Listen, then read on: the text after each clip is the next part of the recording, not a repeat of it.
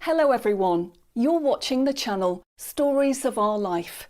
Friends, make yourselves comfortable. I wish you to truly enjoy listening to this life story. They say that wives are the last to find out about their husband's affairs.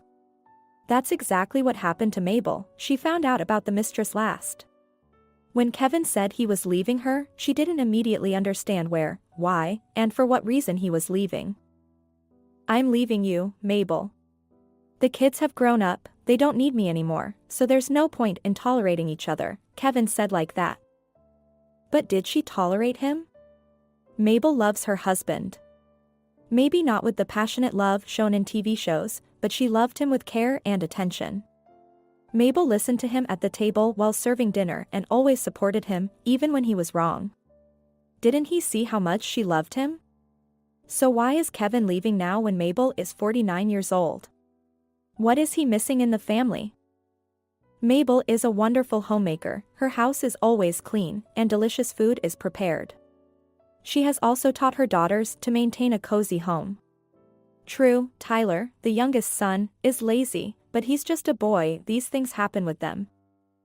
"Kevin, where are you going?" "Your home is here," Mabel said to her husband. She didn't clarify whether he was leaving for someone else or just leaving her. She didn't want to know about it. She wanted to give a chance to both herself and Kevin to leave everything as it is. And when he says that he's leaving for another woman and even mentions her name, then the chances will diminish by many times. "Mabel, I have somewhere to go.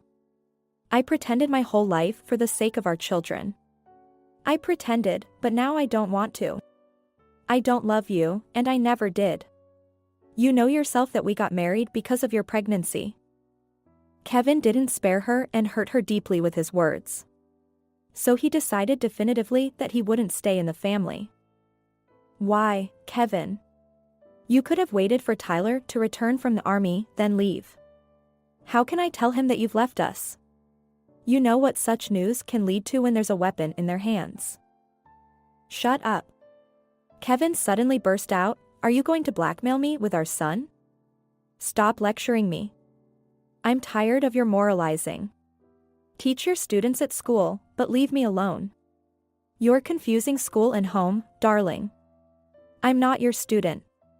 I wanted to leave tomorrow, but I'll leave today. I can't stand seeing you." Mabel walked up to the window and looked into the distance at the treetops. She stood there and watched. It was easier for her to hold back the tears that welled up and tried to choke Mabel's pride. She always did this. Trees always saved her from humiliating tears, but not today. Kevin paced around the apartment, packing his things. Unconsciously, Mabel started helping Kevin. She took out his clothes from the closet and neatly folded them. When she did something with meticulous perfection, her thoughts organized themselves, and she could analyze what was happening. She considered it the storeroom of her mathematical thinking, as she taught this subject at school. Mathematics loves order and precision, and Mabel needed it now more than ever. Kevin snatched the neatly folded clothes from her hands and forcefully stuffed them into his travel bag. "This is where you reveal your true self, cold and calculating mathematician," her husband reproached her. "I'm leaving, and you neatly pack my shirts. Any other woman would have already caused a scene and begged me to stay. Your composure suffocates me." "Kevin, what good would it do if I started a tantrum? Would it make you stay?" "No, it wouldn't," Kevin replied. "But I would feel guilty towards you. As it is, I'm leaving you with pleasure and a light heart. And why don't you ask where I'm going and who I'm going to?" "What's there to ask? It's already clear. You've decided to leave, so go," Mabel said, hoping Kevin would remain silent. To be honest, Mabel had already received enough unpleasant news in one day. But Kevin didn't stay silent.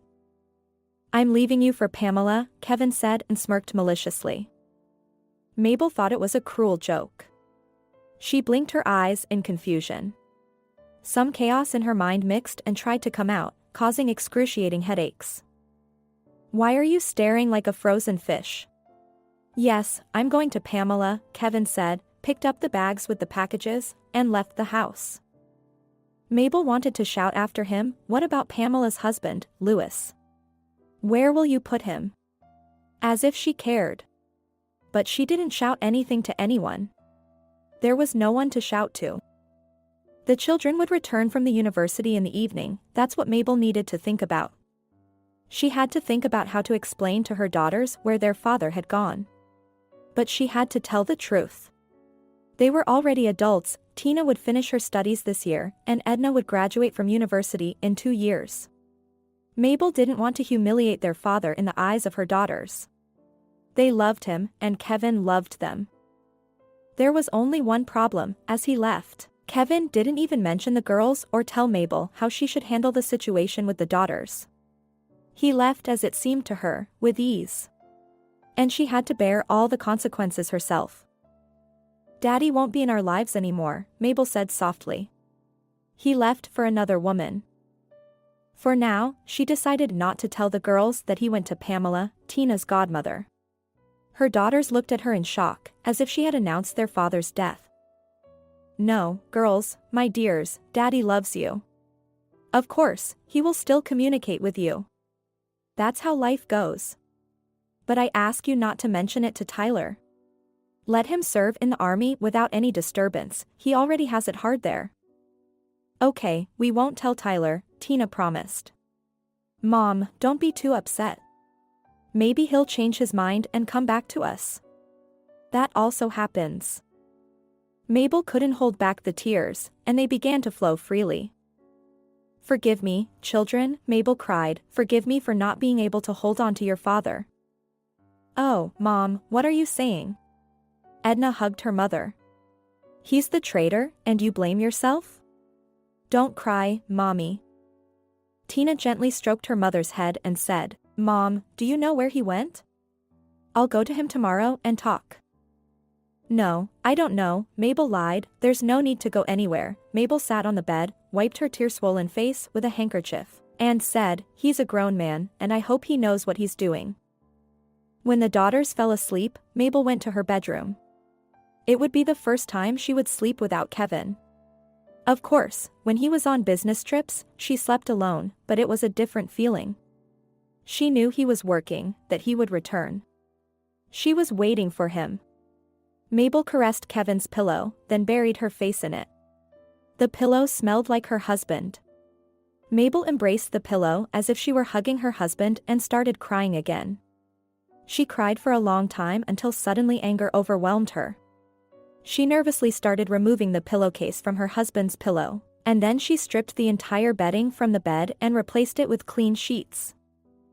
I hate him," Mabel whispered as she made the bed with fresh linen. Her heart told her the opposite. It loved Kevin even more than before. Hatred and love intertwined in Mabel's soul. She couldn't fall asleep for a long time, analyzing how it happened that her Kevin was lured away by that chubby Pamela. What did she have that Mabel didn't? Maybe it's just an infatuation? Mabel comforted herself. At this age, men want to feel like men, and Pamela happened to be there. Perhaps Kevin will compare Mabel and Pamela and realize that Pamela falls short as a wife. After all, a lover is one thing, and a wife is something completely different. And then? What then? Will she forgive this affair? Right now, they're probably indulging in love with Pamela, and Mabel has cried her eyes out. Will she forgive all of this? Falling asleep, Mabel decided that if Kevin returned to her, she would forgive him. Mabel could see that Pamela was a beautiful woman. She had unusual eyes, almond-shaped, with a mischievous squint. The color of her eyes was such that the pupils got lost, making her eyes look unreal. And when Pamela drank alcohol, it seemed that sparks lit up in her eyes. She had plump, juicy lips. Pamela dressed brightly. She wore necklaces, earrings, and bracelets. It must be admitted, it all suited her. And what about Mabel? In short, she was a teacher. She didn't wear any makeup except for lipstick. She had 2 business suits, gray and olive. Even for parties, Mabel had 2 dresses, a blue one with a white lace collar and a green sheath dress. Mabel's appearance was ordinary, not a beauty, but not ugly either. However, her figure was statuesque, long legs and beautiful arms, and her hair was magnificent, which she braided in a crown around her head. And she was so elegant, with good posture. A true aristocrat. At school, she was respected. And on the street where Mabel grew up, she was also respected. The teacher was the most respected profession. Mabel wore this title with pride and was well aware of her strengths and weaknesses. Mabel and Pamela are such opposites that they cannot be compared. If Mabel was respected, including by men, then men drools over Pamela. It all depended on Pamela herself and how she behaved with men. She treated everyone the same in their company, joked, laughed, and supported their jokes, but nothing more. Once, Mabel thought she saw her husband embracing Pamela. It was her cousin's birthday celebration. The men went outside to smoke in the yard, and Pamela was the only woman smoking. Mabel's husband got quite drunk that evening, and she was spying on him. She called him to go home, but he wanted to continue having fun. All the smokers went inside the house, except Pamela and her husband. Mabel went to check if her husband had fallen asleep somewhere in the yard. They were standing in the shadow of the trees. When Mabel approached them, she heard as if Pamela pushed Kevin away from her. "I'm drunk," Kevin said, seeing Mabel. "I stumbled. It's good that Pamela held me." "Mabel, let's go home, I'm not in a state to continue." It was then that Mabel understood that they had embraced. At that moment, no doubts crept into her mind. After classes, Mabel decided to visit Kevin's sister, talk, and seek advice on what to do, how to live further. Perhaps the sister would influence her brother, and he would reconsider and return to the family. "He left after all," his sister said, listening to Mabel. "He struggled, and broke free." "What do you mean struggled?" Mabel didn't understand. "Yes, ever since he found out about this girl, from the very first days, he wanted to leave for her. Our late mother restrained him. She said that if he left for Pamela, she would no longer consider him her son. She said that you are a rare woman. And there are plenty of women like Pamela. What else did he need? A wonderful family, smart children." "Ugh. He's just a driver, he's not even worth your little finger, Mabel." Kevin loved our mother very much, so he held back from leaving for Pamela, afraid that mother would disown him. Our mother had such a strict character, you know. "So, Mabel, I'm not here to help you. He won't come back, so don't call him." "But I hoped that maybe he had a temporary madness and he would come to his senses," Mabel said sadly. "He won't come back. He's with her for life. Mabel, to prevent you from getting your hopes up and to get over it once and for all, I'll tell you the truth. He didn't want to marry you. But you got pregnant, and back then, Mother asked if Kevin was your first." Hearing a positive answer, Mom started praising you for saving yourself and being serious with other men. She wouldn't let Kevin scatter grandchildren around. That's how Kevin married you, by Mom's order. But when he met Pamela, he got attached to her. So, Mabel, forget about them. Mom is no longer here, there's no one to restrain Kevin." Mabel didn't want to go home. Everything there reminded her of Kevin. Life had been lived. Her best years were spent alongside Kevin. She caught herself thinking, the best years were spent alongside Kevin, not together, but alongside, as if they were neighbors. Perhaps that's what it was, and she nourished herself with the illusion of having a real family. It turned out that her husband's heart wasn't with her and their children, but with Pamela. How did this woman infiltrate their family? Pamela was the friend of Mabel's cousin. Mabel and Kevin met Pamela and her husband Louis when they were invited for Christmas. Mabel felt like an unfulfilled woman. Yes, she was respected as a person, as a teacher, but no man loved her. Throughout her life, not a single man not only fell in love with her but even became interested in her. In the 10th grade, Mabel fell in love with a classmate, but it was an unrequited, agonizing love. Then, when she entered the pedagogical institute, her studies consumed her. All feelings faded away. Mabel envied her classmates who went on dates, to dances. No one invited Mabel anywhere. Her school friend got married right after school and moved to another city. Mabel was left orphaned without her. There were no romantic adventures in her youth. Everything changed when Kevin appeared. At that time, Mabel was already teaching mathematics in school. Mabel immediately liked Kevin. He worked as a long-haul truck driver. He was handsome and cheerful. For some reason, she liked his big hands. She was drawn to his strong hands. She desired for those strong hands to hold her, to caress her. She didn't care that she was a teacher and what people would say when they found out about her intimacy with Kevin. Somehow, Kevin sensed Mabel's attraction to him and responded to the girl's desire. And then it repeated for 2 months, and Mabel considered herself the happiest woman. But what happened? It turned out that he simply used Mabel like a toothbrush or any other hygiene item. Kevin had no feelings. He didn't even want to marry her. Tina and Edna, the daughters, were already home. They tidied up the house, prepared dinner, and waited for their mom. They wanted to support her in every way, but they didn't know how exactly. Mabel felt that her daughters pitied her. That's who loved her, her little girls. Would they face a similar fate of being unloved? My little women, she thought about her daughters, how sorry I am to release you into the cruel world of men. Unloved, the most hurtful word for a woman. Soon Tina is getting married after finishing college.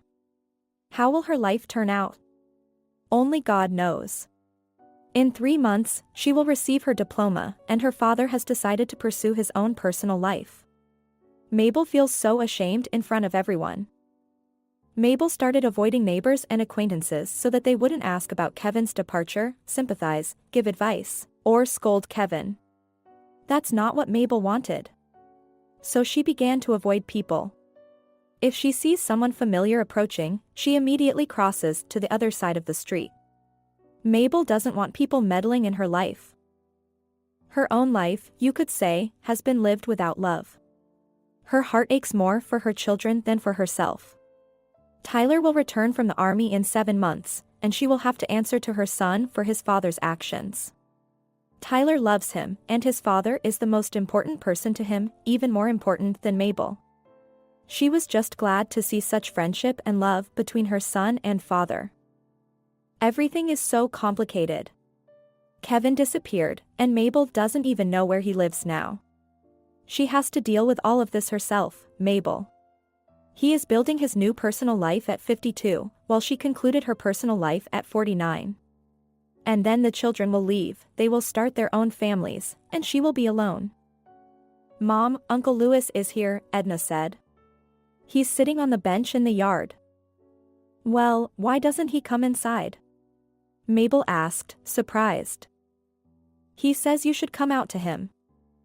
Hello, Louis, Mabel said and turned away. It was unusual to see a crying man. Hello, Louis replied, wiping his tears. How are we going to live, Mabel? Mabel remained silent. She wasn't prepared for the fact that she would have to listen to and console Louis. What have they done to us? Louis continued.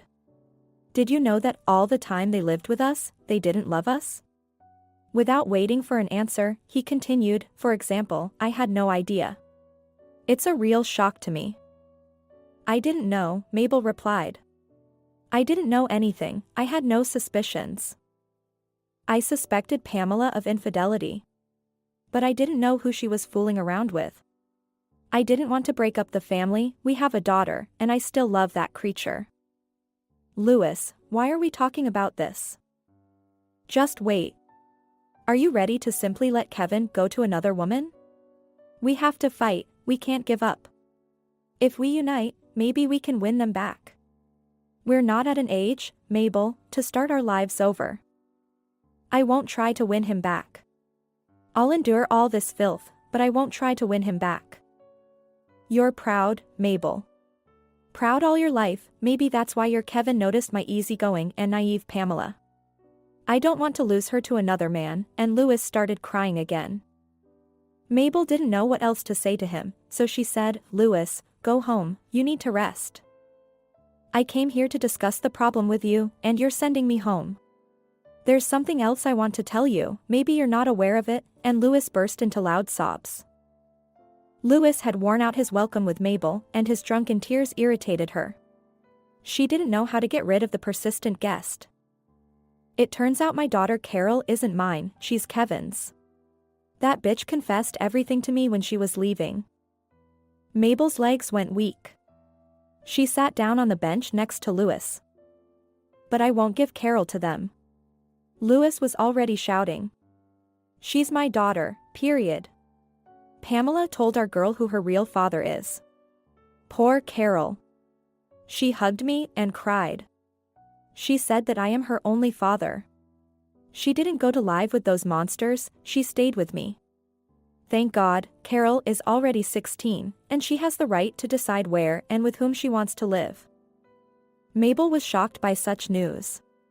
It turns out that Kevin and Pamela are not only connected by their bed but also by their shared daughter.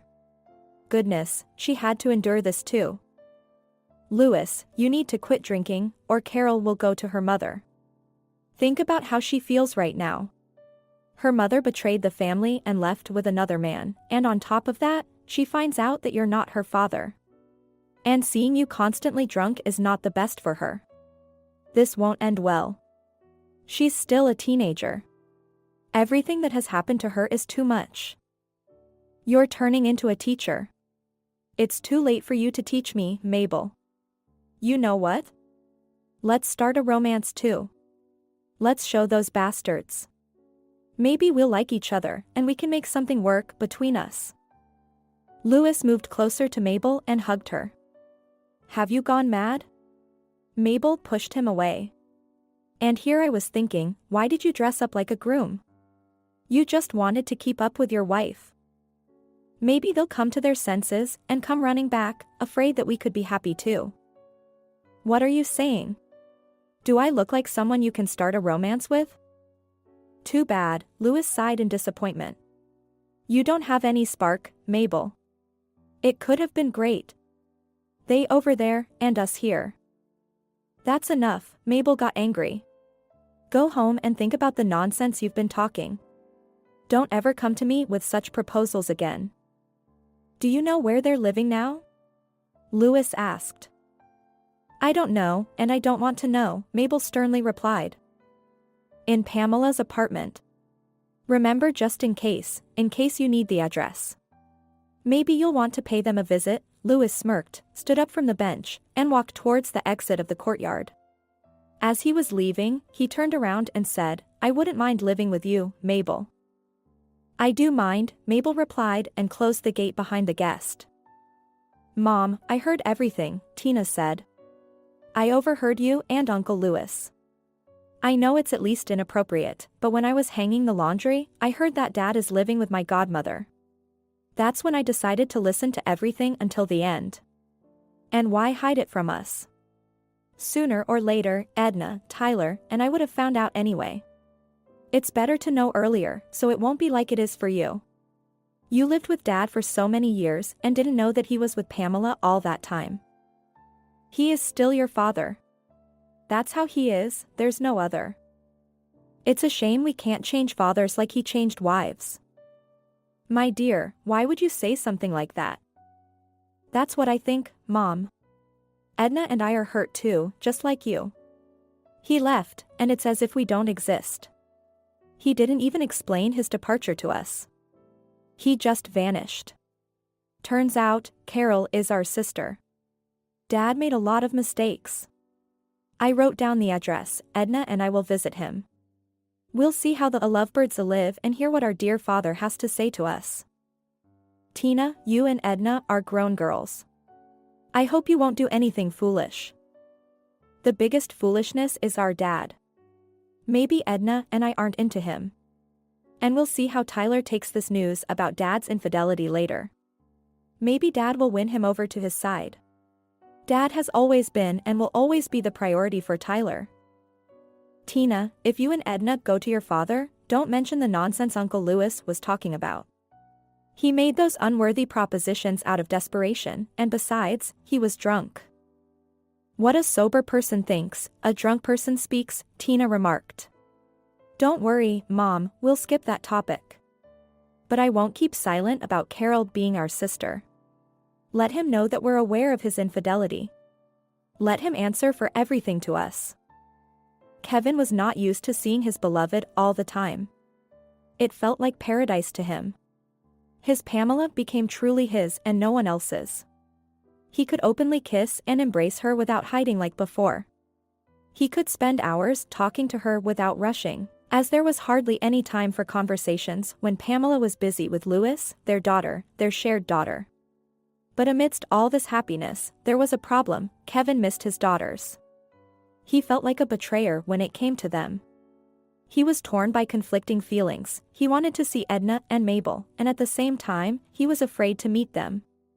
He avoided Mabel and didn't consider that his daughters and son were part of his wife Mabel, and they would be on their abandoned mother's side. And now, the more he postponed the meeting with his girls, the more he felt like a coward in front of them.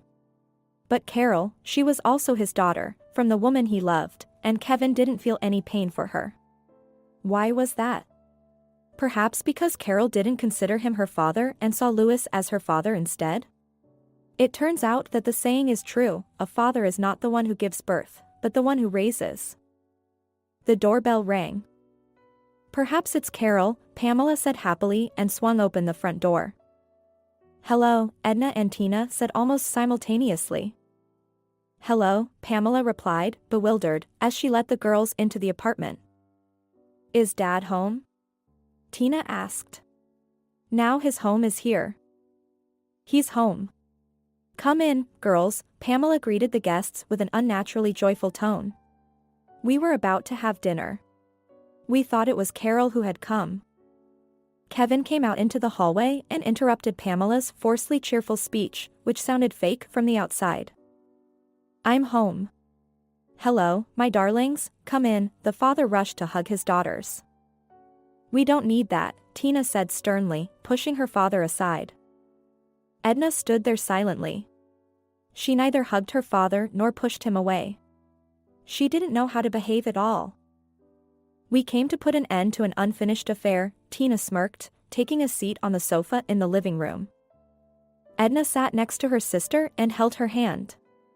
Tina squeezed her sister's trembling, cold hand, as if saying, Don't be afraid, I'm with you, I'm your sister, and I'm here for you. I miss you, Kevin said. His eyes sparkled with hope that his daughters would understand and forgive him. How sweet, Tina replied. We suspected that our dear daddy would miss us, so we decided to pay him a visit. Our dear daddy forgot the way to his daughters. You were so happy to run to your mistress that you forgot about your children. You forgot that you also had to inform them that mistresses can be more important than wives and children. Well, we're not proud, we came here to congratulate our daddy and my godmother. Will our sister Carol come? It would be great to gather here as one big and happy family. Perhaps, Daddy, you have more children hidden somewhere? I wouldn't be surprised if that turned out to be the case. Be quiet, the father said sternly. You came into Pamela's house and insult her. If your mother heard this, she would be shocked. We wouldn't have come here if you, Daddy, had been able to explain your actions to us at home. We could have discussed everything as a family and settled matters there. That would have guaranteed that we wouldn't come here. But you didn't use your head, you used another part of your body.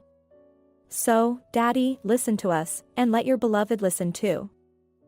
Edna cried and didn't let go of her sister's hand. No, please, Edna whispered softly. Tina, let's go home, please. Say thank you, Edna, that we're leaving so soon. And I wish you a happy and miserable life, Tina said angrily. As for me, I'm getting married, Daddy. So, I don't want you to be anywhere near me with your congratulations. Don't spoil my celebration. We want you to forget about our existence altogether. Live with your mistress. And you have Carol, if she even considers you her father. I hate you, Tina abruptly stood up and led Edna toward the exit. Edna, the father called out, do you hate me too? Hope could be seen in his eyes. Let's go, Edna, Tina tugged her sister's hand. Wait, Kevin said, blocking the path of his daughters. Let Edna answer for herself. Edna looked at her father with pain and disapproval. She didn't want to answer any questions, it hurt too much, and she just wanted to go home. Well, answer him, and then we'll go home. I can't bear to see them anymore, Tina said. Dad, I love you, but it hurts even more, Edna replied. I wish I could hate you instead. They left, and he heard Pamela reproaching him. This is the education from a teacher. Look at what kind of children teachers trust their own kids to. If teachers have such children, what can we say about how they educate their students? Pamela, don't make the situation worse. I'm already hurting, Kevin said. They argued. For the first time in all the time they had known each other, they had a fight, and it made Kevin feel miserable. Suddenly, he felt like a guest here and didn't know how to behave. Back with Mabel, when they had arguments, Kevin would go to the backyard and work on something. There was always work to be done in a private house, and Kevin would find it. When he returned to the house, he would wash up, Mabel would set the table, and the whole family would sit down to dinner. Everything would somehow smooth over, as if they hadn't fought at all. Mabel was not prone to holding grudges. But here, in the apartment, it was a confined space. Pamela was offended. Kevin tried to approach her with kisses and hugs, but she pushed him away. A week after the visit of Kevin's daughters, he came to his former family. No one was waiting for him or greeted him as before. Tina just looked at him and went to her room. Mabel responded to the greeting and continued preparing dinner without paying attention. Only Edna hugged her father and asked, Daddy, why did you come? If you need something, I put all your things and tools in one place. Let me show you. No need, Kevin said, sitting down on a chair and turning to Mabel. Mabel, I brought you money. You don't have to file for child support. While the girls are studying, I'll continue to provide money. Mabel remained silent. For her, this was even better, no need to run to courts and beg for money, even if it was through legal means. Kevin placed the money on the edge of the table and said, Tina told me that she's getting married. I will also give money for the wedding, although Tina forbade me from attending the ceremony. She doesn't want to see me, but she's still my daughter. So it turned out, Kevin. It's time to give away your daughters in marriage, while their father is getting married himself. How shameful. I don't know how I'll face the groom's parents when they ask about Tina's father, Mabel said. Nobody will ask you about him, Mom, Tina said, coming out of her room. I warned everyone that our father left us, so there won't be any awkward questions. Kevin longed, as before, to sit at the table with his daughters and Mabel, to have dinner and discuss their family matters. He didn't expect to miss this mundane aspect of life. However, he felt the longing and hesitated to leave. Mabel, does Tyler know about me? Kevin asked. No. He will find out when he returns from the army. Don't you dare tell him such joyful news, Mabel replied. No, of course not, Kevin answered. I actually wanted to ask you about that. He doesn't need to know for now. Kevin had nothing else to say. He needed to stand up and leave, but he sat there and couldn't find the strength to go. He had nowhere to go. Pamela had been upset for a week, not speaking to him and not seeking reconciliation. He wasn't used to this. For a whole week, he had felt like a stranger. Will you have dinner with us? Mabel offered, arranging the plates on the table. I would eat with you, Kevin replied. He longed for delicious homemade food. Pamela hadn't cooked anything during her week of anger, and he would scavenge the fridge and eat alone. He ate in such tension that each bite felt like a lump in his throat. Mabel could see that things weren't going smoothly between Kevin and Pamela, otherwise, he wouldn't be lingering here but would run to his beloved. However, she wouldn't pry into it. Neither upbringing nor pride would allow her to do so. But she felt sorry for Kevin. This is how we women are, feeling sorry for ourselves, Mabel thought. They don't feel sorry for us. They run wherever their desires take them, without thinking about wives or children, without any sympathy. but I feel sorry for him. We've spent so many years together, raising 3 adult children. It's impossible to erase all of that. Even Tina came to the table and no longer humiliated her father. They ate together as a family, discussing the girls' studies. Kevin asked about Tina's upcoming wedding plans. Surprisingly, Tina answered her father without any sarcasm or aggression. Dinner was finished, and Kevin turned to Mabel. Mabel, if there's anything that needs to be done around the house, just let me know. I'll come and take care of it. Unexpectedly, Mabel herself said, without expecting it from herself. Why bother coming, Kevin? Don't leave, stay and take care of things.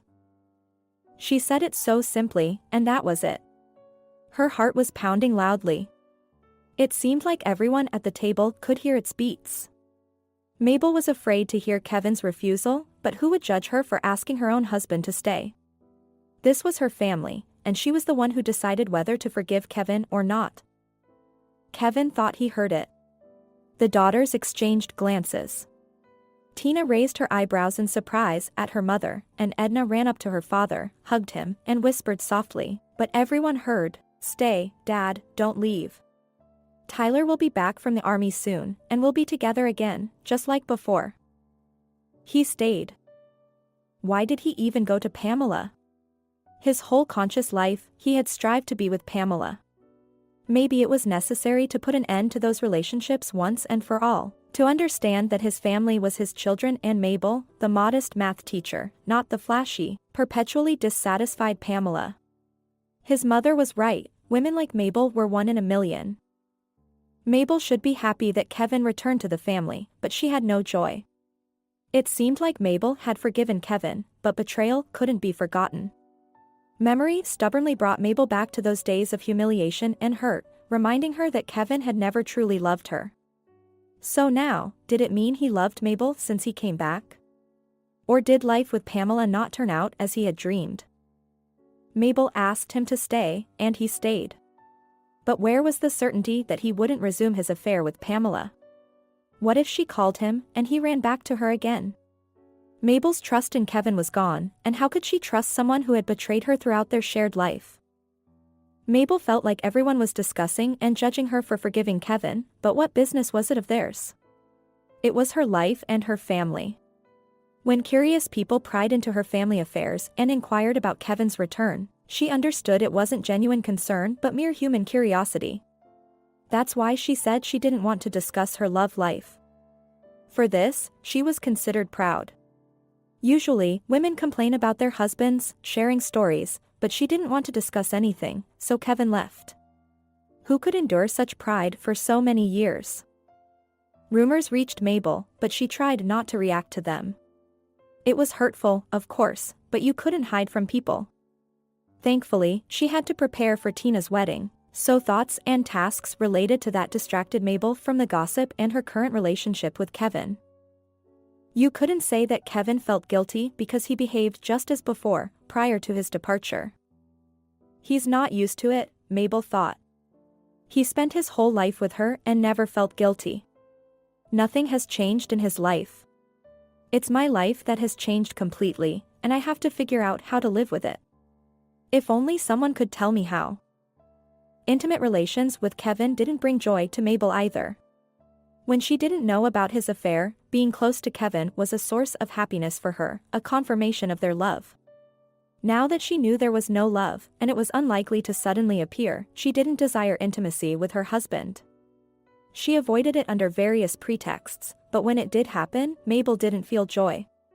On the contrary, she developed disgust towards Kevin's body.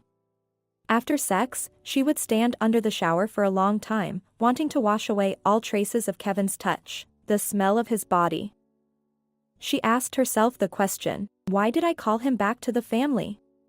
And she answered herself, I did it for the children, for the family, so that my grandchildren would have a grandfather. The wedding preparations were in full swing. Kevin tidied up the yard and garage, while the daughters and wife did a thorough cleaning of the house. Someone knocked loudly and persistently on the window. Dad. Edna shouted, someone is knocking at the window. Go and see who it is. Kevin went outside and saw Pamela. "Hello, Kevin. Why did you leave? Do you think you can treat me like this?" Pamela smiled. "I thought you were finding solace with one of your friends. I've been searching for you in hospitals and morgues, and here you are hiding. Couldn't you bother to let me know that you're going back to your teacher?" "We're strangers now, Pamela," Kevin replied. "I returned to my family. We haven't been strangers for all these years, and we have a daughter together. And now suddenly we're strangers? You're saying something strange, Kevin. Or have you forgotten our passionate nights and now you'll live with your teacher?" "I don't need passionate nights anymore," Kevin responded. "I'm not at an age where I'd leave my family for all of that. We tried, but it didn't work out. I can't live with you, Pamela. You have an unsuitable character for a family. So, we'll continue seeing each other in secret? We've been hiding for so many years, so come back. We just had a fight. It's not like you never had a fight with Mabel, your wife.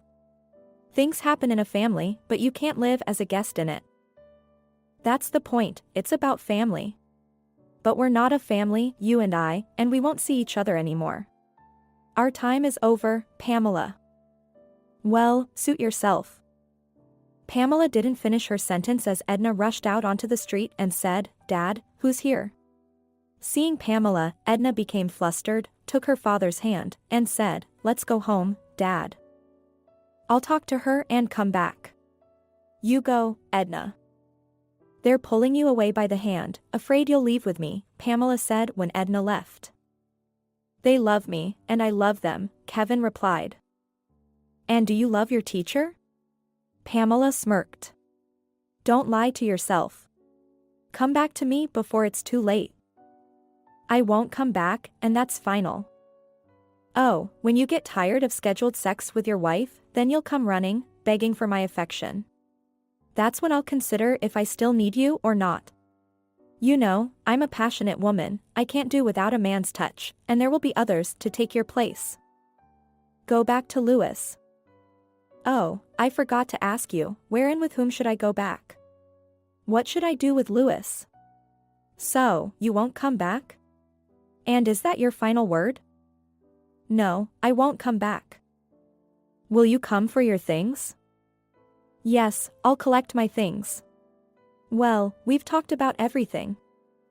Kevin couldn't hear what Pamela was saying behind him. He disappeared behind the door and almost ran home. His throat felt dry from the unpleasant conversation with Pamela. He rushed into the kitchen to have a drink of water. Pamela came, he told Mabel, who was standing by the stove. She was worried about where I was and what was happening to me. She asked if I would come for my things or not. Mabel remained silent. "Why are you silent, Mabel?" "I heard you, Kevin. But what should I say to that?" "She invited me, but I told her that I won't go with her. Family is more important to me." "Okay," Mabel replied. "What do you mean, okay?" Kevin shouted. It was clear that he was nervous. "It's good that you understood that. Call the girls, we'll have dinner." Mabel didn't want to talk about Pamela or know what Kevin and Pamela said to each other. "I hope she won't come here anymore," Mabel said. "And without her visits, the neighbors keep gossiping about us. They've become annoying. She won't come anymore. I'll pick up my things tomorrow, and that'll be it." Pamela, smiling in a red dress, opened the door for Kevin. "Hi, I came for my things," Kevin said. "Well, come in." "Hi," Pamela replied. "You can gather your things yourself. I didn't pack them, I thought maybe you'd change your mind about living with Mabel and come back to me." Kevin silently walked into the room, opened the wardrobe, and began throwing his belongings onto the couch. Pamela approached him from behind and embraced him. He felt her firm breasts pressing against his back. The scent of her perfume and her body enticed Kevin. He turned to her, intending to push her away, resist temptation, and uphold the promise he made to his wife. But he couldn't. When he saw her unreal, alluring eyes, plump, juicy lips, and the blue vein pulsating on her neck, indicating the heat coursing through Pamela's veins, he couldn't resist. He kissed that vein that aroused him so much, her neck, her greedy lips, and forgot about everything. With Pamela, it was always like that. Once you touch her body, you forget about everything. "You're a witch," Kevin said when their bodies finished intertwining. "When will I rid myself of you, witch?"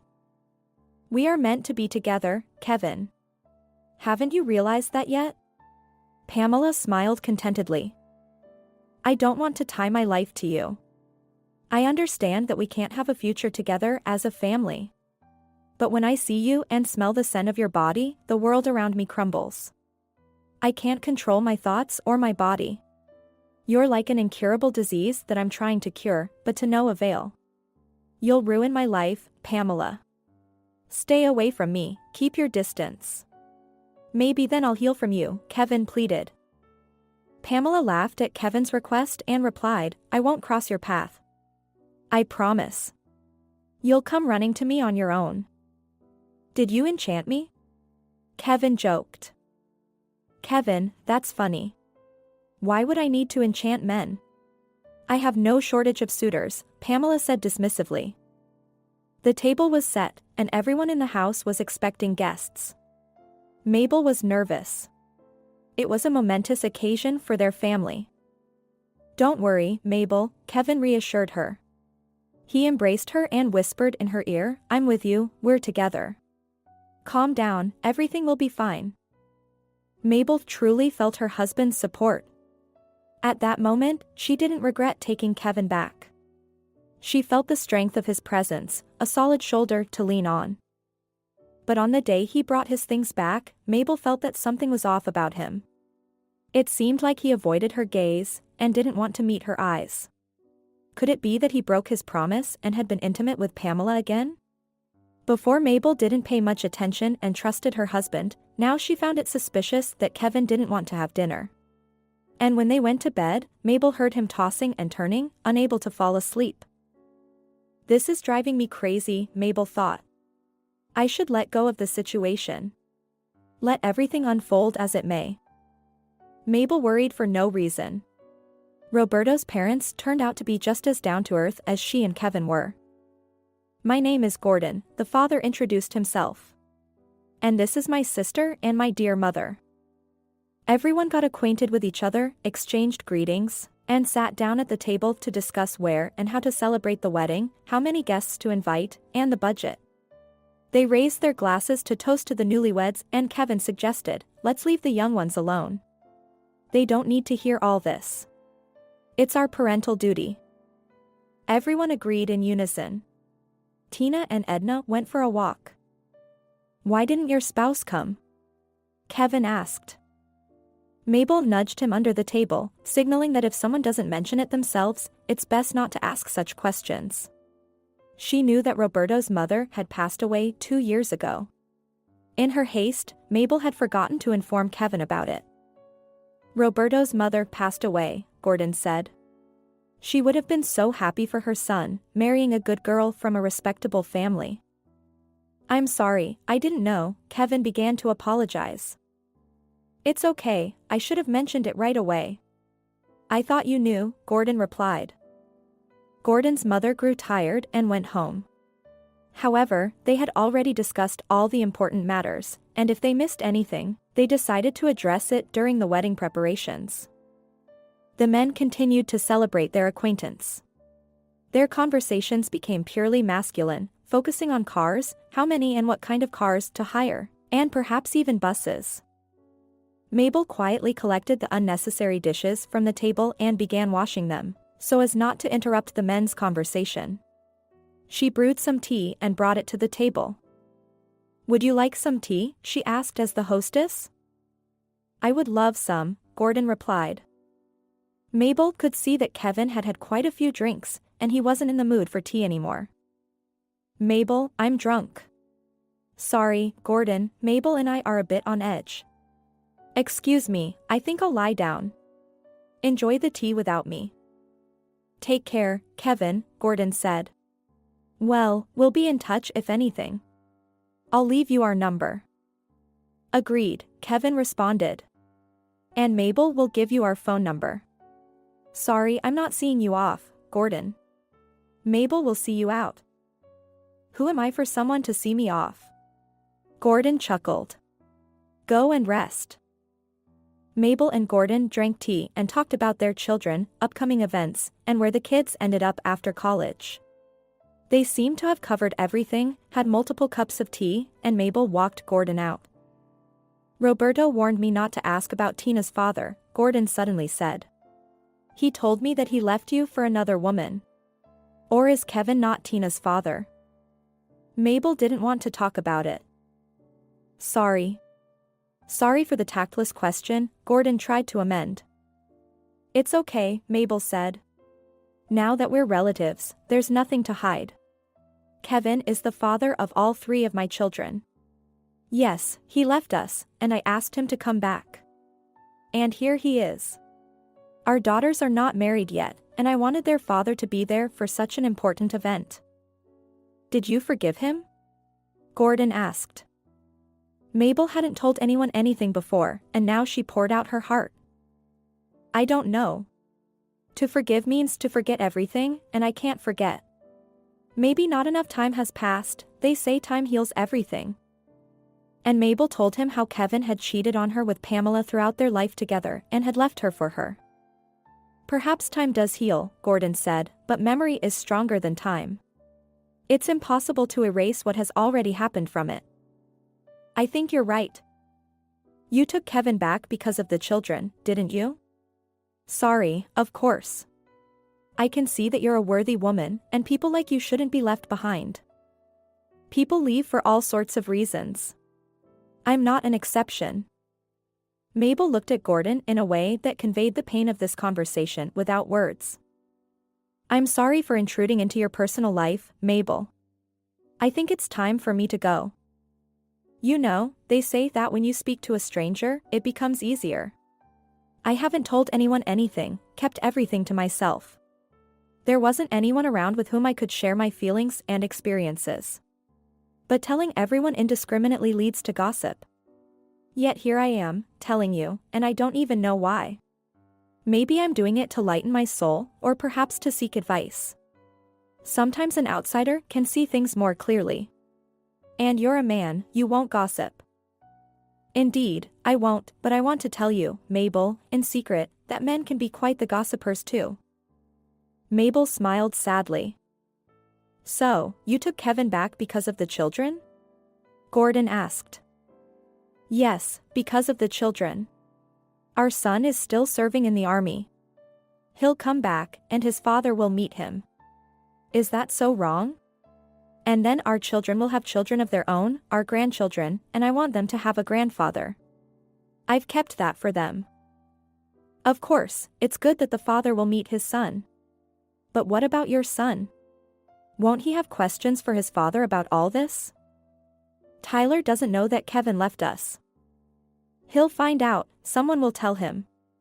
I'm listening to you, Mabel, and I'm thinking that you've thought about everyone, your daughters, your son, and even future grandchildren. But what about yourself, Mabel? Have you thought about yourself? What about me? I'll endure. Kevin and I have 3 children together. I'll endure for them. I don't understand you.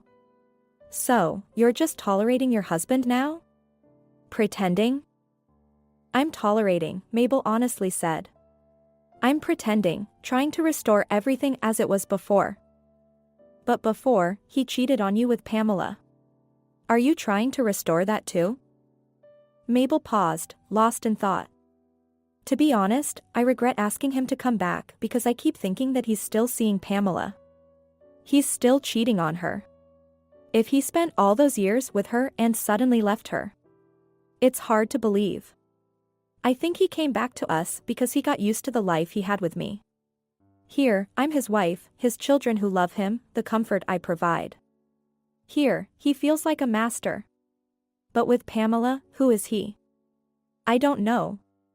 So, it must not be that great with her if he came back. It's one thing to share a bed, but it's another thing to share everything, hardships and joys. That's where I have doubts, and I think he returned here to live while continuing to satisfy his secret desires over there. You think that way, but you're not sure. Maybe Kevin realized that the real thing is you and your children. It happens too.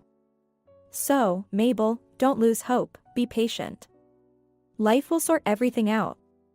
And I'm glad to have such a wonderful mother-in-law for my son. Thank you for everything, Mabel.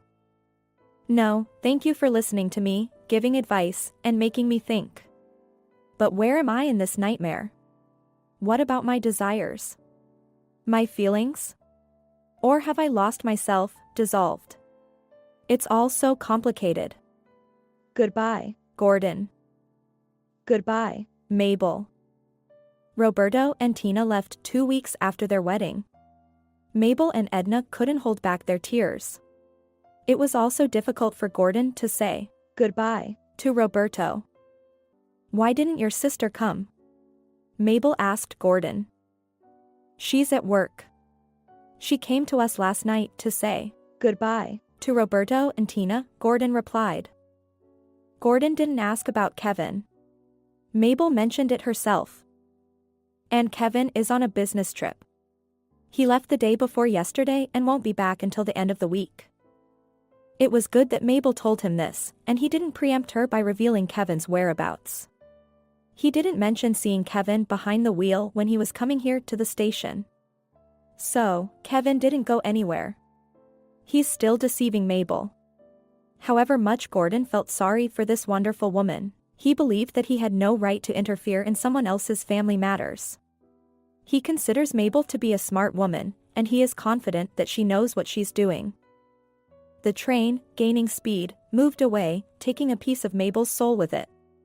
That's it, Tina had separated from the family. It's one thing to marry off your daughter but living in the same city and being able to see her, and it's another thing when her little girl will live in another city, with no one to advise or help her. Take care of Tina, Mabel whispered in Roberto's ear. I'm asking you, Roberto, don't hurt her. Everything will be fine, Roberto promised her. Don't worry.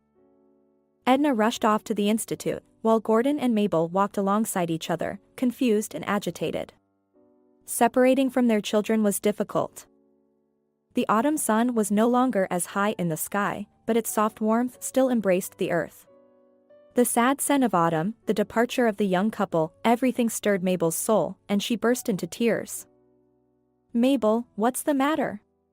Don't cry, everything is fine, Gordon tried to comfort her.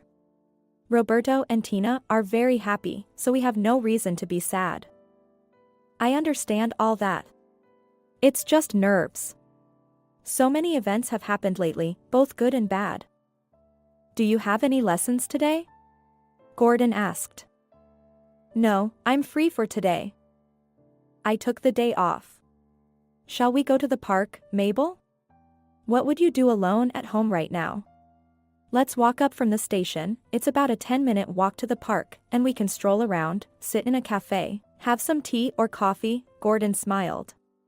Have you been to the park recently? I don't remember when I was there. I guess a lot has changed, Mabel said. I don't know either. I can't remember the last time I was there. Let's go together, Gordon suggested. They sat on the terrace of a summer cafe, sipping tea with indulgent pastries. Gordon looked into Mabel's intelligent eyes, reddened from tears, at the lips she nervously bit and the slightly trembling hands. Nervousness was evident in every movement of this woman. He liked her, he pitied her.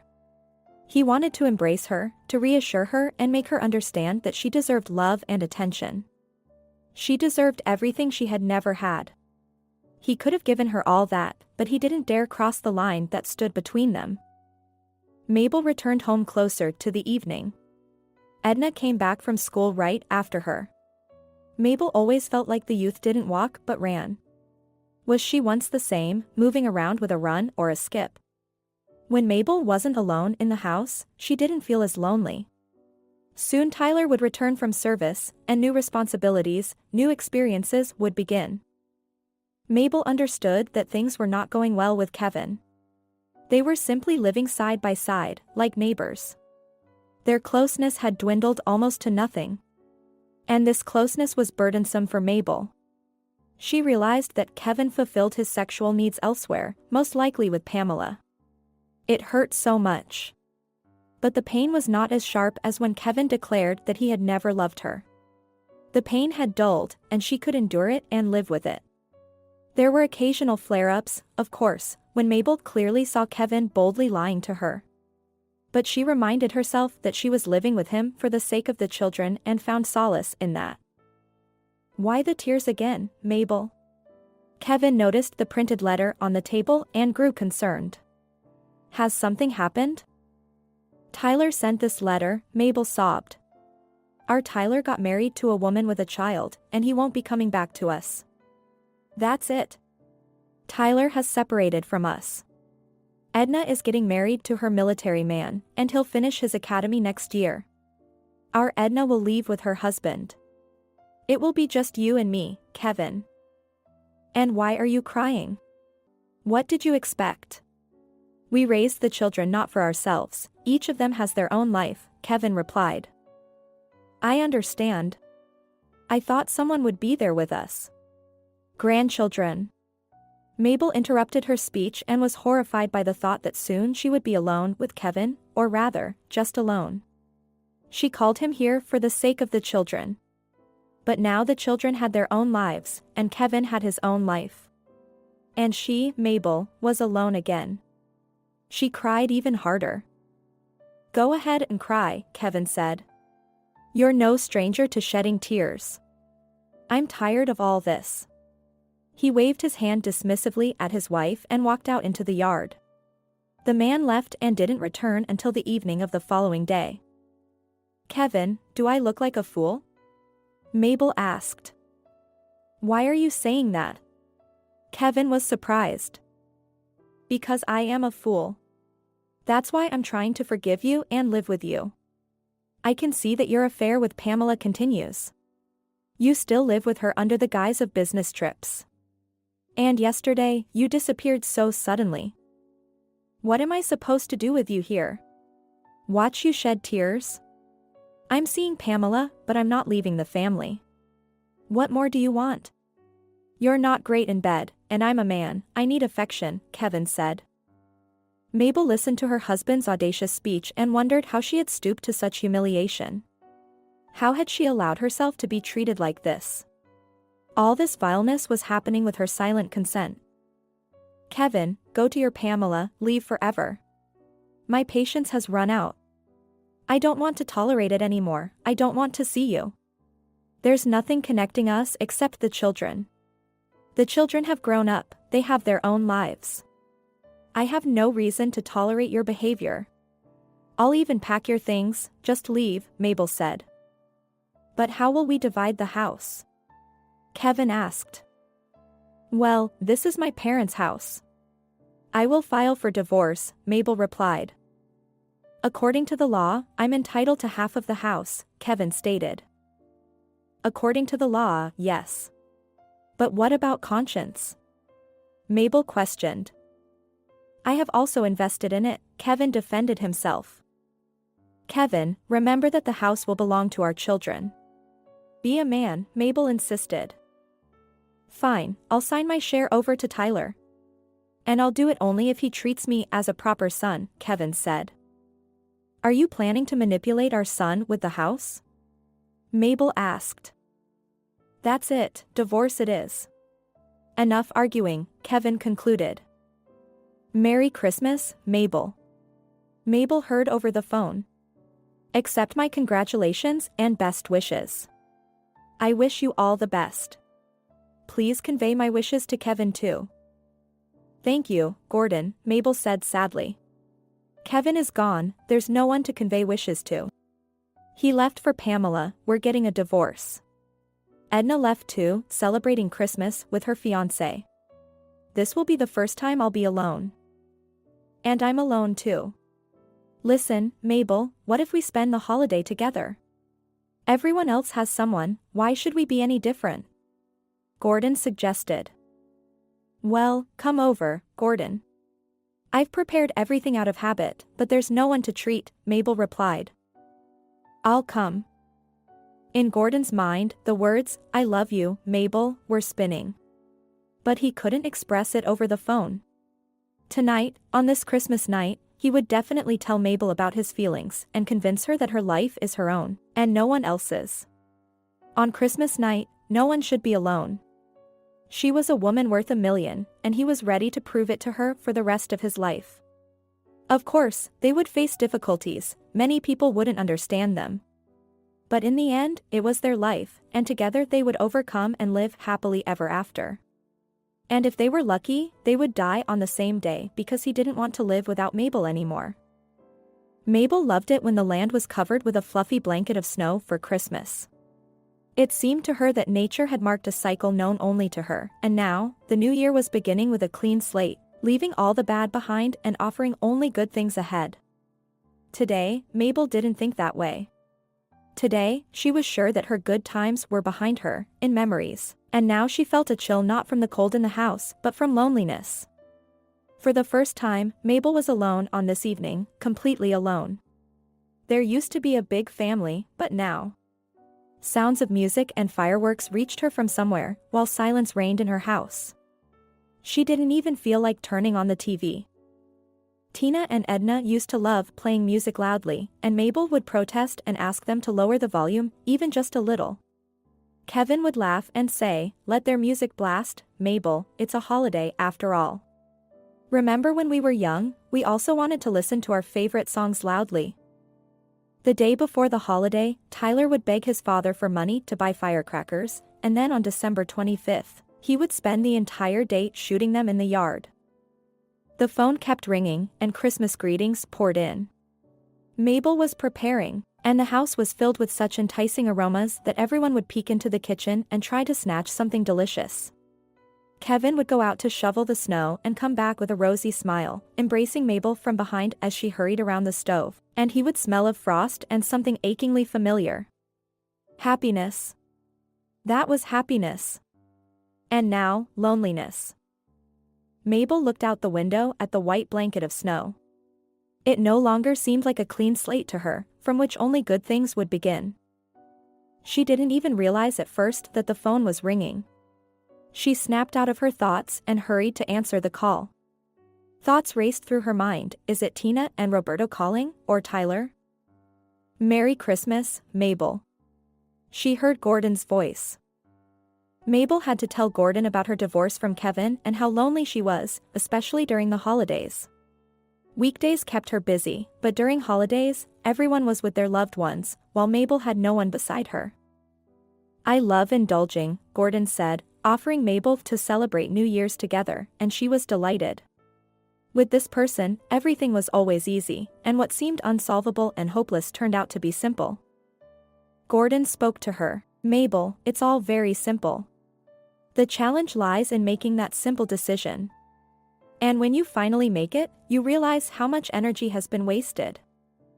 Those words from Gordon made her take a sober look at her relationship with Kevin, and she made up her mind to get a divorce. When he arrives, I'll thank him, Mabel thought, thank him for restoring my self-respect, for being there for me. "Hello again, Mabel," Gordon greeted her and presented her with roses, champagne, a cake, and a bag containing something. Mabel took out brightly colored knitted mittens and socks from the bag. "They're lovely," she exclaimed. "I'll definitely thank your mother with a return gift." "My mother worked so hard to finish knitting them for today," Gordon said. "She holds you in high regard, Mabel." The way he pronounced her name was particularly warm. Mabel was pleased with the gift and the roses, on which snowflakes were melting. "Thank you. Let's go to the table." "Did you make a wish?" Mabel joked. "I did," Gordon laughed. "Just let it try not to come true," he joked. "I'm so persistent that I'll make it happen." "And I haven't made a wish yet. I don't know what to wish for, I'm at a loss." "Mabel, I'll tell you your wish. Make a wish to marry me because I've wished to marry you." Mabel hadn't even sat down at the table and stood in front of Gordon, stunned and speechless at such a turn of events. Gordon opened the champagne, the cork popped, and the chimes rang out. "Merry Christmas, my love." Now that you're divorced, I have the right to tell you that I love you and want to spend the rest of my life only with you. Mabel took a sip of champagne from the glass but remained silent. No one had ever told her they loved her. Gordon's words made her throat tingle and her nose tingle. Tears welled up in her eyes, ready to burst out. Gordon approached Mabel, embraced her, and without giving the tears a chance, he kissed her eyes, her lips, and then held her tightly against himself and said, "I won't give you to anyone, and I won't let a single tear fall from your eyes, my beloved." Beloved is the most important word for a woman, and for Mabel, it was even more important because she had been unloved for so long. It's unclear how long they would have stood there, embracing each other, but the phone rang. "Merry Christmas." Mabel heard Tina's voice. "I wish you good health, Mom. I love you. Merry Christmas." Roberto shouted into the phone. Apparently, Roberto snatched the phone from Tina and, after wishing his mother-in-law well, asked, "Excuse me, do you happen to know how my relatives are doing? I've been calling my dad, but he's not picking up, and I'm worried." "Your dad is here. We're celebrating the holiday together. I'll pass the phone to him." "Daddy, how did you end up at Tina's mom's place?" "I came to Mabel because I wanted to celebrate the holiday only with her." "What?" Gordon heard Roberto's surprised voice. "That's right," the father replied. "Dad, is it what I'm thinking right now?" "I don't know what you're thinking." "Well, that you and Mabel are together?" "I'm sure we'll be together because I plan to propose to Mabel today. Of course, my hand isn't as strong anymore, and my heart sometimes falters, playing tricks, but I love Mabel and I won't back down." "Dad, that's strange." "Listen, my dear son, don't lecture me. Your arguments don't interest Mabel and me. Live your own life with Tina, and we'll live ours. And God forbid you cause Mabel any distress about this. Just try, and you'll have to deal with me." "Well, Dad, why are you attacking right away?" Roberto said. "I just said. We don't need to talk to Mabel about anything. We're going against everything and everyone, and we intend to be happy, for now," Gordon said and hung up the phone. Mabel looked at Gordon and smiled.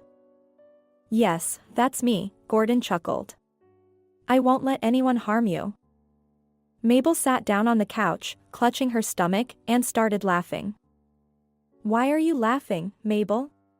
Gordon sat down next to her and started laughing too. "Why are you laughing?" Finally, Mabel calmed down and, looking into Gordon's eyes, said, "I just realized how much I love you. Oh God, how much I love you." The front door slammed shut. Mabel wasn't expecting anyone. Gordon wouldn't be back from work for another 2 hours, and Edna was going to the movies with her friends after her last class. Who could it be? She peeked out the window. Kevin was walking along the snow-cleared path, and when he saw Mabel at the window, he smiled and waved at her. Mabel didn't show any signs of greeting. She moved away from the window and sat on a chair. What does he want, she wondered. Her heart was pounding anxiously, and her temples throbbed. She tried to compose herself and not get nervous, but it was futile. It had been less than a month since they divorced. It seemed like all loose ends were tied up, and he had taken all his belongings. Why was he here? "Hello, Mabel," her ex-husband greeted as if nothing had happened. It was as if he still lived there and had dropped by for lunch. "Well, I was passing by and wanted to visit our daughter." "You should have called first." "Don't start. We're not strangers, we can do without a call." "We are strangers, Kevin. We have children together." He approached Mabel, who was sitting on the chair, and squatted in front of her. "Or have you forgotten about that?" He tried to embrace her knees, but Mabel, staring directly at him, whispered, "Take your hands off." Kevin seemed taken aback. He moved away from Mabel and looked at her sideways, saying, "Don't be angry, Mabel. It's just a habit. I can't imagine that you're not my wife anymore. Will you at least feed me out of old habit? Is this a dining room? Go eat where you live. Or do you think that out of old habit, Whenever you feel like it, you'll come here. You won't. You're not welcome here. Don't interfere with my life. Contact and meet our daughter on neutral ground. Why are you like this, Mabel? Why are you so angry? I came here with good intentions. I thought you would feed me and we could talk. I've talked enough with you. Everything has been discussed long ago, so I don't understand your actions. Either you say why you came or get out of my house. She looked at Kevin's tired, unshaven face, at the stretched out, unwashed sweater he was wearing. The feeling of pity she once had for him didn't awaken in her this time when she asked him to stay. Today, he was a stranger to her, someone who barged into her home without clear intentions. Mabel, please forgive me, Kevin began. I'm not happy about everything that happened either. You know what? I'm actually glad that you continued your affair with Pamela. I'm glad we broke up. You have no idea how much better off I am without you. And as for forgiveness, I forgave you once, but you didn't appreciate it. You probably thought that as long as you supposedly stayed in the family, you could see Pamela whenever you wanted, and I would turn a blind eye to it. You spent all those years with me and didn't know me. And you didn't even try to find out. You were satisfied with the domestic life with me while seeking love with her. Now you don't need to run to her anymore, live with her. Why do you need my forgiveness? Mabel, I'm miserable without you, without Edna. I'm miserable. And because of that, I should forgive you and... Let's start over. You'll see how different I'll be, you won't regret it.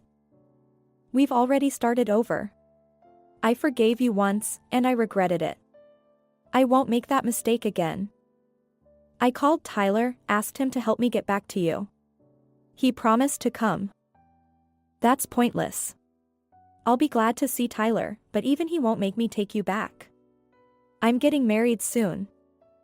You're trying to scare me off with that? Kevin smirked. Mabel, that's just funny. Who to? Kevin laughed, to some red-headed guy. You've made me laugh. I'm marrying a man who loves me, and whom I love. Mabel, it's not even funny. So many young and beautiful people around, and suddenly they love you. Did you make up this fairy tale for yourself? You know what I'll tell you. You're not stupid, so while I'm offering you to reunite and live together again, agree. I'm not asking twice. Get out, Mabel said quietly, get out of my house, out of my life. I like you even more when you're so defiant, Kevin teased. Kevin approached Mabel and hugged her. Mabel tried to push him away, but she didn't have the strength. She pushed, scratched, but he held her tighter. Oh wow, Kevin joked, you're like a wild cat. You're turning me on. Hey, back off. Kevin heard someone behind him. Amidst the noise and commotion with Mabel, he didn't hear Gordon enter the house. Don't interfere in the affairs of spouses, even if they're exes, Gordon calmly said and forcefully pushed Kevin away from Mabel. If I see you here again, don't be surprised. Don't get close to Mabel. You've lost this woman, it's better for you to forget her. Who are you, anyway? I'm her husband. Now, this is comedy. Kevin smirked. Who needs her? Mabel was crying. It hurt her to hear all of this. Oh, you bastard, don't you understand words? Do you only understand fists and strength? Gordon grabbed him and dragged him towards the exit. Let him put on his clothes, Mabel shouted after them.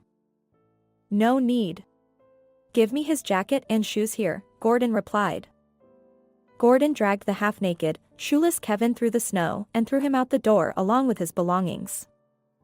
You won't leave here alive next time, Gordon said and closed the door. Kevin was getting dressed right at the gate of his ex-wife's house. The neighbor came out to shovel snow, saw the half-naked Kevin, and threw her hands up in surprise. Oh, why did he throw you out half-naked? You'll catch a cold in your manhood, and you won't be able to return to Mabel anymore. She's getting married. Kevin glared at the neighbor in anger. Now the old lady would tell the whole street how Gordon threw him out half-naked. He knew he shouldn't show up here again, everyone would know about this incident. It was a shame, of course, that he had lost Mabel. Kevin had never imagined that someone would vie for that woman. What did she have that he didn't? Kevin wanted to run away from her perpetually pouted lips, from empty pots with lids that Kevin would bang when he came home from work, from her insistent sex that he could no longer handle. That's why he ran to Mabel. But someone else had taken his place. Smiling Pamela opened the door for Kevin.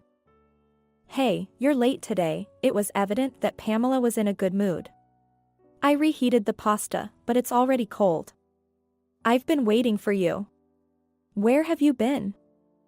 Out walking, Kevin was angry at himself, at Mabel, at Gordon, and at Pamela, but he unleashed his anger on Pamela now.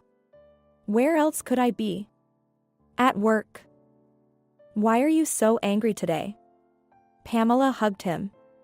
"We can improve your mood, and all we need is you, me, and the bed. All you ever think about is sex. I'm tired, I want to eat. All you care about is stuffing your face. Go eat, I'm not going to reheat the pasta 100 times. Warm it up yourself." Pamela got angry. "And why are you all wet?" "I slipped. There's black ice outside, it's winter, in case you hadn't noticed. Give me clean socks." "Well, maybe you should take a shower first." "I want to eat, then I'll shower. My feet got soaked." "But why are your shoes full of holes?" "They're not." "Then why are your feet wet?" "It's freezing outside, I noticed. My lover's husband caught me, I had to run through the snow in my socks." "You have stupid jokes. But you used to like them before. Before, you were different, and now I can't expect any tenderness from you or a kind word. What happened to us? We wanted to be together. Our dream came true, but something's not working." Kevin pulled on clean socks and hardly listened to what Pamela was saying. He knew that when she spoke like that, she wanted intimacy with him, but he didn't feel like it today. Not only was he tired from work, but there was also the awkward situation with Mabel. He hadn't even left her yet, and Gordon had already marked his territory there. Kevin had hoped to return to his family, only to find out that it was already taken. It made sense to Kevin, Mabel was clean, organized, and her children were grown, so there was no need to raise them. As a single man, he longed for comfort and homemade food, so he started paying attention to Mabel. And she blossomed, thinking that he loved her. Kevin's thoughts were now further spoiling his already bad mood. He walked into the kitchen. The cold skillet with pasta sat on the stove. Kevin turned on the gas under the skillet, waiting for his dinner to heat up, and immersed himself in his thoughts. Part of Mabel's house was no longer an option for him, there was nowhere for him to go, so he would have to live with Pamela for now. Tyler would come, influence Mabel, and he would return home where he had lived for so many years. Mabel loved her son very much, she would listen to him, and Tyler was his son, so she would be on his side. Kevin had always known that Tyler loved him more than Mabel did. And Edna loved him too. "Kevin. What's burning here?" Pamela rushed into the kitchen. The skillet with pasta was smoking. Pamela grabbed it and threw it into the sink under running water. "It seems you've already had dinner," Pamela said. "What's going on with you today?" "Yes, I'm tired." "Can't you understand that I'm just tired? The food got burnt, well, damn it. It's been the 3rd day of having pasta. How much longer can I eat them? I work in the cold, I want a simple homemade soup with meat. Is it really that hard to cook that? I think I give you enough money for us to come home from work and eat proper homemade food." "Why are you yelling? I work too, I'm not just sitting at home. You're not the only one getting tired, I get tired too. But Mabel always has food prepared. And she even works from home, she checks notebooks, prepares for tomorrow's lessons." "Well then, go to your precious Mabel. Why did you come running to me from such an exemplary wife?" "I was a fool." "Well, since you've become so clever, fix your own mistakes. Mabel will welcome you with open arms." Who needs her other than you? She's not a woman, just a gray moth.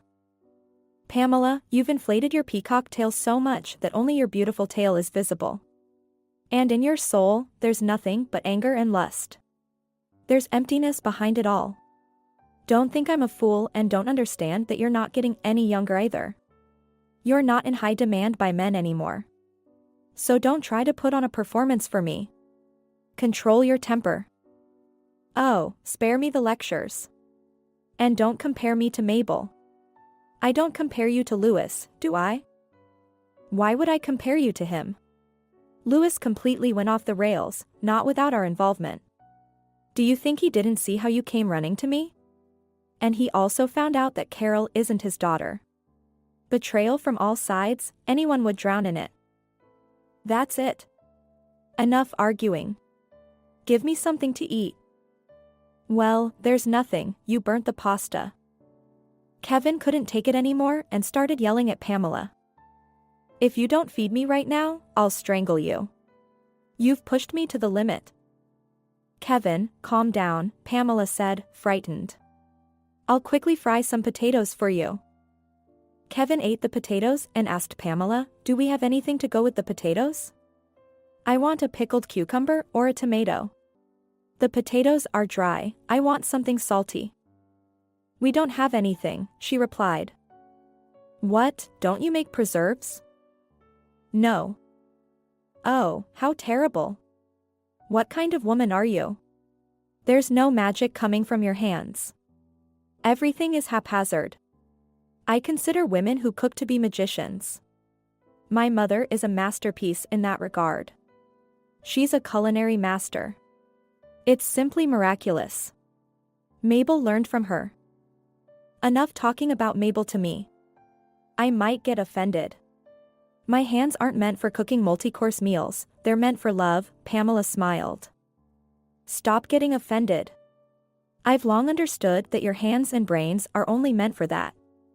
Next time, at least salt some cabbage to go with the potatoes. I don't know how. Learn it. Ask women for recipes and learn. I don't hear what you said. Fine, I'll salt some cabbage for you. Tomorrow, I'll be busy with repairs. The car broke down.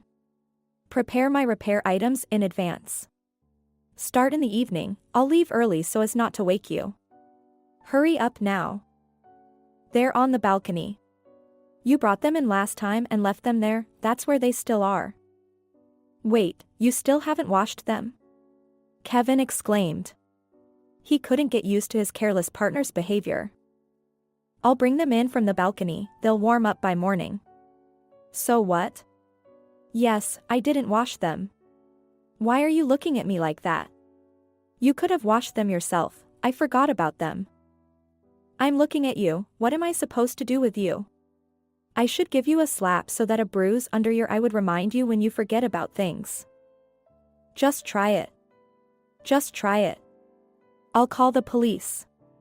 Pamela shrieked. Stop yelling, go and wash them, and hang them on the radiator. How can I wear them unwashed? Reluctantly, Pamela went to wash Kevin's clothes, and when she came to bed, he was fast asleep. She woke him up with her kisses and demanded affection. Did I wash your rags for nothing, fry potatoes, and endure your reproaches? Haven't I deserved attention and affection? Kevin, wake up, I'll give you some love, everything will work out for you. He was tired of obligatory sex. But if he ignored Pamela's request now, her pouting lips would be guaranteed for a whole week. Let's make it quick, Kevin said. We have to get up early tomorrow. No, I want it to be long and beautiful, not just once.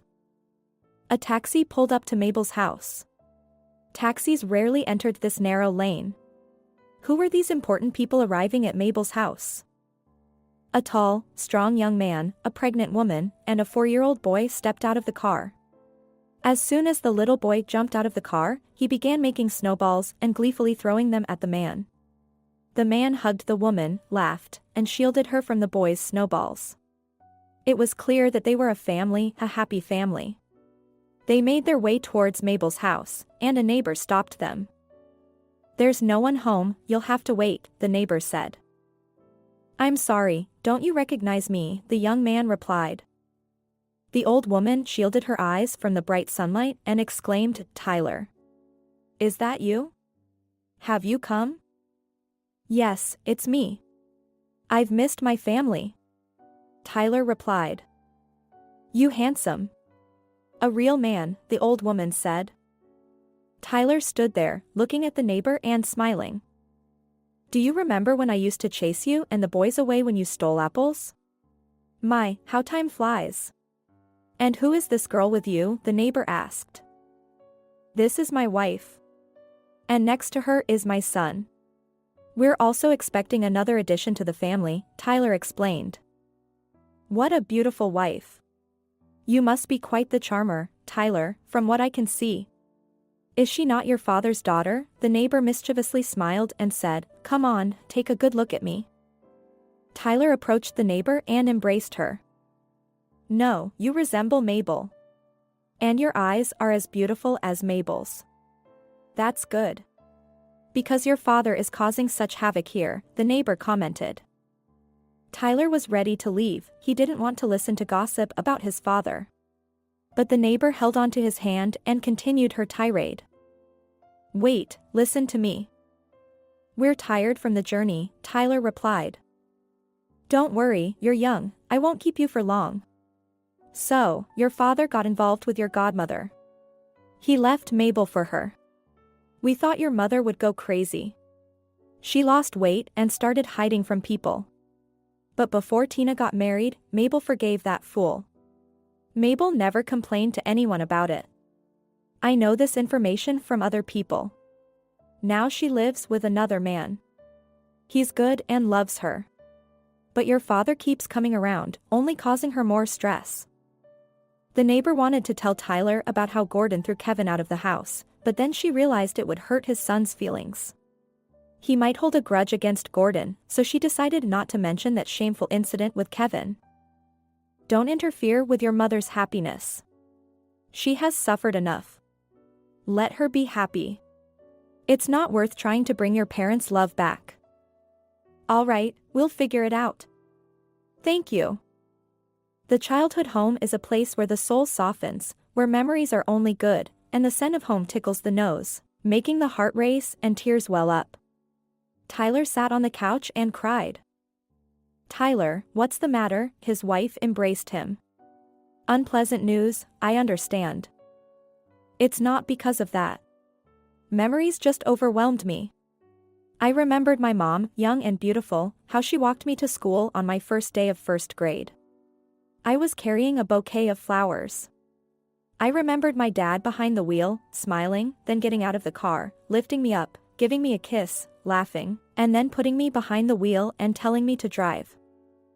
Tyler cried even harder, shaking his head to wipe away the tears. But the tears kept rolling, and Tyler couldn't stop them. I love both my dad and mom. What do I do now? How do I choose between them? I can't believe this is happening to me, to my parents. Life is full of surprises, Tyler. Your mom will be here soon, you need to calm down. What should we do now? Can it be fixed? I don't know. I don't want them to divorce. You know, I can't separate them in my heart. It hurts for both my dad and my mom. I feel sorry for both of them. Suddenly, their son approached. Don't cry, Dad, don't cry. Do you want me to give you my favorite toy car that Mom gave me as a gift? He said. Tyler smiled at the boy through his tears, buried his face in his blonde-haired head, and said, I won't cry, son. Thank you for the toy car, but it's your gift. Thank you. I will never abandon you. Never. Tyler embraced his son and wife.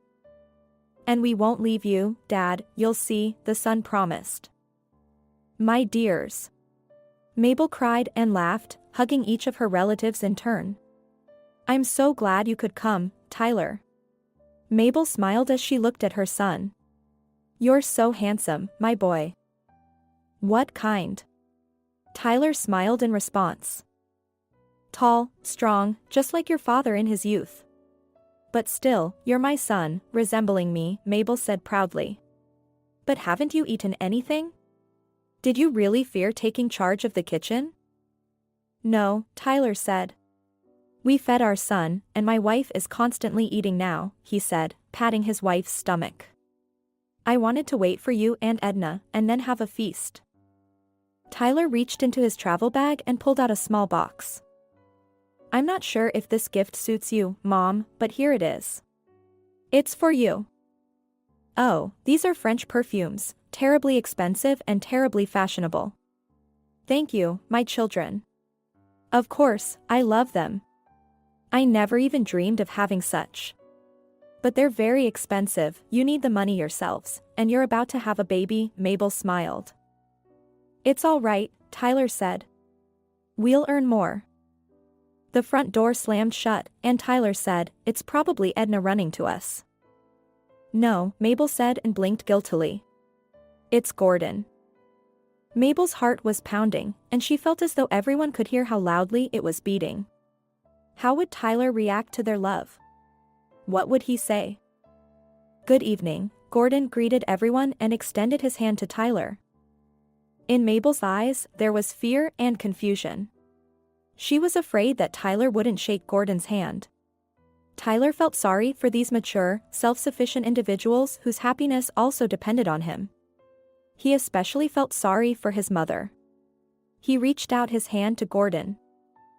His father-in-law introduced himself, and the men shook hands. Tyler felt his mother let out a relieved sigh and wearily rest her head on his chest. Then Edna rushed over, hung onto her brother's neck, and didn't leave his side for the entire evening. The whole family sat down at the table and celebrated Tyler's arrival. Everyone was joyful and cheerful. Tyler's son had already settled in and sat on Gordon's lap. Tyler felt a pang of jealousy. The little one could have been sitting on his own grandfather's lap, who wasn't present at the table right now, whispering his secrets in his ear and laughing boisterously, just as he was laughing in Gordon's arms, a stranger, essentially. But at the same time, Tyler saw how happy his mother was next to this man. He couldn't bring himself to ruin it all. Gordon and I are planning to get married, Mabel told her son when they were alone in the kitchen. They were left alone, understanding that her son needed to talk to his mother. Mabel was washing dishes and said it, afraid to look into her son's eyes, as if she had committed some kind of betrayal, as if she was at fault for everything that had happened. Mom, leave the dishes, Tyler said, sit down, let's talk. Mabel sat next to her son but couldn't look at him, as if she was awaiting a verdict. Mom, is it true that Dad was with Pamela throughout your entire life together? It's true, Mabel replied, still not lifting her gaze. He left for her, and you forgave him? Yes. They didn't tell you. I forbade everyone from informing you, I was afraid for you, my son. Mabel looked up at her son with teary eyes. Mom, don't cry, Tyler embraced her, there's no need to cry. I understand that it hurts you. And it hurts me too. I didn't expect that from Dad, but I still love him. No matter who he is, I still love you and him the same.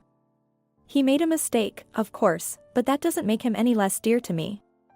And what about Gordon? It was thanks to him that I endured all those humiliations. I didn't want to live, Tyler. I don't want to burden you, my son, with all the filth that your father inflicted on me. Even now, he can't leave me alone. He comes here and insults me, even though we're already divorced. Talk to him, my son, so he stops doing this. I will talk to him, Mom. I will talk to him, don't worry. Tomorrow, I'll go to him and discuss everything. Tyler decided to go to his father alone, without his family. It was unknown how his father's new life would accept him, how Pamela would treat him. Back when he was a boy, Aunt Pamela used to come visit them, always hugging him tightly, giving him candies. Hey, handsome, she said and, as always, embraced Tyler. There's a blizzard outside. I was afraid I wouldn't find my way home in such a storm. So, I asked your dad to give me a ride. When they arrived at Aunt Pamela's house, his father stepped out of the car with her, and in the car's mirror, Tyler saw Aunt Pamela adjust his father's scarf, and he kissed her. It felt as if his heart had stopped. He felt so disgusted, as if he was spying on his father and Aunt Pamela. It seemed like everyone in the vicinity could see his father kissing Pamela. His father hopped back into the car, and they drove off. "Now we're heading home," his father said cheerfully. Tyler remained silent. "Tyler, why are you so upset?" his father asked. His father wanted to pat him on the shoulder, but Tyler shrugged off his hand. "What's the matter, son?" his father asked in surprise. "Are you feeling unwell?" He then placed his rough, cold palm on Tyler's forehead. "I'm not sick," Tyler said angrily, pushing his father's hand away. "I saw you kissing Aunt Pamela." His father blushed deeply and said, "It was just a friendly kiss. Aunt Pamela and Uncle Louis are our friends. There's nothing more to it," he justified himself. "What have you imagined, son? But you don't kiss Uncle Louis like that." "Tyler, I promise you it was just a friendly kiss. Don't get upset, son, and don't talk about it to anyone. Otherwise, everyone will think wrongly." "Dad, you gave me your honest word, a man's word, which means you only love Mom and Aunt Pamela is just a friend?" "Of course, son. How could you think otherwise? I only love Mom." And then Tyler believed his father because an honest man's word is only given by true men, and his father was one of them. Now he understood what an honest word meant to his father. It meant nothing. Aunt Pamela opened the door. "Hello, handsome. You're here. Come in," she said. "Hello." Tyler handed Pamela a bouquet. He really didn't want to give flowers to this woman, but his upbringing didn't allow him to visit empty-handed. "Is Dad home?" "Kevin," Pamela called out. "Come here. Our handsome boy has arrived." "Tyler. Tyler, my boy." Kevin rushed into his son's arms. Tyler embraced his father and noticed how much he had changed. His father had become thinner, most of his hair had turned gray, his shoulders slumped, and his face was lined with fine wrinkles. His father had aged. While his mother had hardly changed, his father had noticeably transformed. "Well, come into the living room," Pamela said. The men sat on the couch. Tyler didn't let go of his father in his embrace. They sat there, holding each other. "Son, I'm so glad you came. I miss you so much. Are you here for a long time?" "For 2 weeks. Your mother must be very happy." "Yes, she's happy, Dad. You'll become a grandfather soon."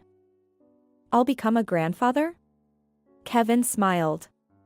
Once again, he realized how many mistakes he had made.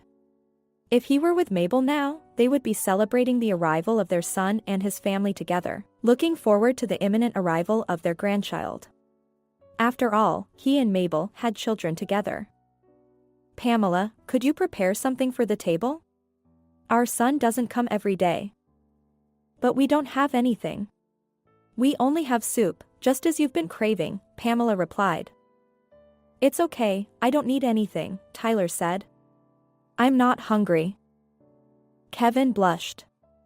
It was evident from his demeanor that he wished the ground would swallow him up for Pamela's words. "Well, at least offer him some tea as a guest," he said. Reluctantly, Pamela went to the kitchen. "Dad, here's a gift for you," Tyler said, pulling out a blue sports bag.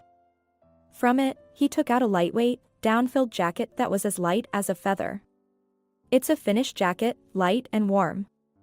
It might be a little big for you since you've lost weight." "Thank you, my son.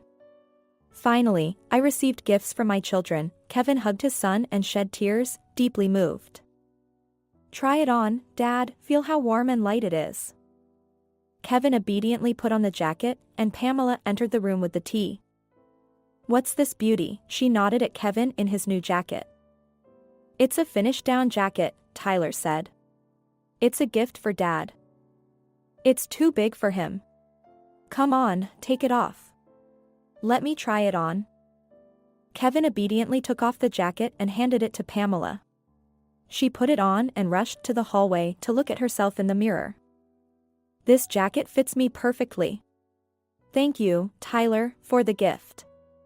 It's too big for Dad, but I'll wear it since he already has a jacket. But it's a men's jacket, Tyler said, bewildered by Pamela's audacity. Does it say anywhere that it's a men's jacket? It has a zipper, so I'll happily wear it. I need a jacket. I was planning to buy something for myself in the spring. Take off the jacket and give it to Dad, Tyler said, almost threateningly. It's a gift for him, not for you. How dare you speak to me like that in my own home, handsome? Pamela protested. It was evident that a confrontation was brewing. God forbid I find out that you took the jacket from Dad, Tyler warned. What a terrible upbringing you have. Pamela yelled. Tyler and his father were sitting in a restaurant. They reminisced about all the good times they had together before Tyler enlisted in the army. His father laughed, but fear, sadness, and hopelessness were hidden in his eyes. Tyler couldn't hide that from his father. He felt sorry for him. He watched as his father eagerly consumed the steak with fried potatoes, realizing that Pamela didn't spoil him with food. Tyler called the waiter over and ordered 2 more schnitzels for his father. No need, Tyler, it's expensive. I'm already full, his father said. Go ahead, Dad, we're not leaving yet, are we? We're not, his father smiled wearily. Tyler, is it true that your mother is getting married? She is, Tyler replied briefly. It's a shame, Kevin sighed. I hope that you would come and convince her to forgive me. I can't, Tyler sadly replied. I'm sorry, Dad. I also had hoped that everything could be fixed. But it's beyond repair now. Tyler, Kevin cried, but they say as long as we're alive, we can fix anything, right? Not in this case. Mom loves someone else, and we're powerless here. I have no right to interfere in her relationship with Gordon. You have the right, son, Kevin urged. You're our son, tell her that you're against their marriage, and she won't want to lose you, so she'll listen. Dad, that's manipulative, playing with people's emotions. No, Dad, I won't do that. For me, Tyler, for me, would you do it? Ask me anything else, but not this. Are you asking me to choose between you and Mom? Understand, Dad, both you and Mom are equally dear to me, so figure this out yourselves and make your own decisions. It's not for me to teach you how to live. Hello, hello. Who is this?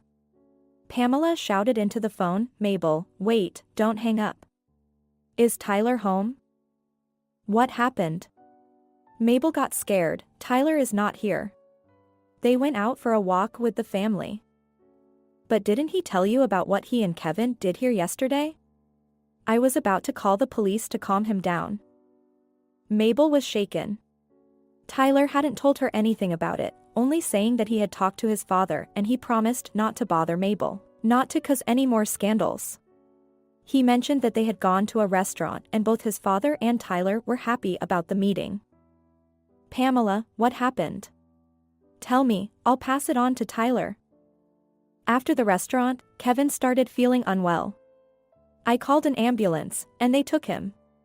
He's in the hospital. He had a stroke. I wanted to thank your son, but he drove his father to this. Pamela hung up the phone.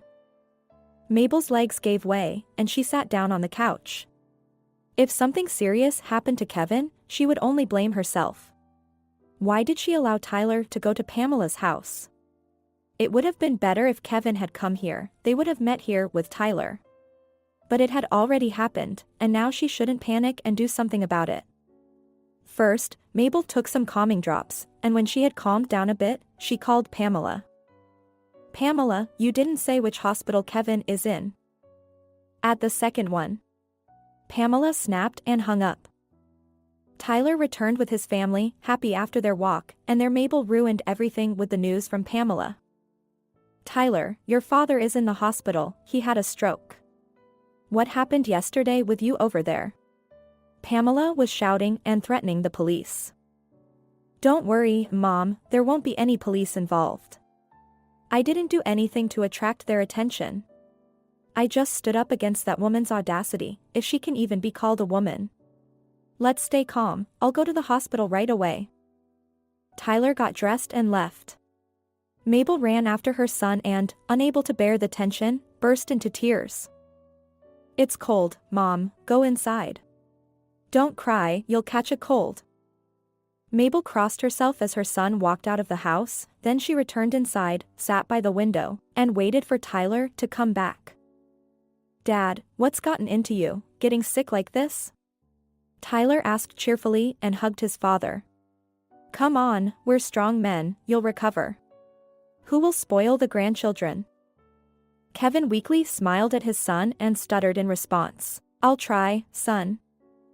Forgive me, Father, it's all because of me. I couldn't hold back. It's not because of you, Tyler. It's all because of me. As soon as I heard that your mother was getting married, that was it. I realized I let my life go to waste. I realized I lost her. I have no life with Pamela. You've seen for yourself what my life is like. Nothing connects us, we constantly have scandals. It would have been better if I, son, had died right away. Dad, why are you saying such things? I know what I'm saying. There is no joy. She left when I left your mother. Tyler, you know happiness lies in the little things, Kevin sadly smiled. Now I live in the past, remembering how easy and peaceful life was with Mabel. My mother used to say there's no one like Mabel. Tyler, we consider ourselves smarter than our parents and often brush off their words, don't listen to them, make mistakes that can be irreparable. Well, that's what happened to me. Let me tell you, son, cherish your family, cherish what you have, don't repeat my mistakes, listen to me as your father. I didn't listen to my mother, so listen to me. Don't worry so much, Dad, Tyler replied. I hear you. I spoke to the doctor. He promised that everything will normalize, but we have to fight, Dad, not give up. There's no need for me, Tyler, to fight. But since I didn't die, I have to recover, so as not to be a burden to Pamela. The nurse arrived with an 4-drip and asked the outsiders to leave. Kevin lay under the 4-drip, reminiscing about his life with Mabel. Tyler asked who would spoil their grandchildren. And he remembered how he spoiled his own children. Tyler and his daughters would ask him for money, Tina and Edna for outfits, Tyler for trendy sneakers or something else. He never refused them. He watched his daughters twirl in front of the mirror, delighting in their new boots or dresses, and he saw Tyler's joy. He was happy for them, even in the little things. It made him happy too. Their family never had the kind of scandals that tore households apart. Mabel was always calm, and the children never witnessed their arguments. But who raised the children? It was Mabel.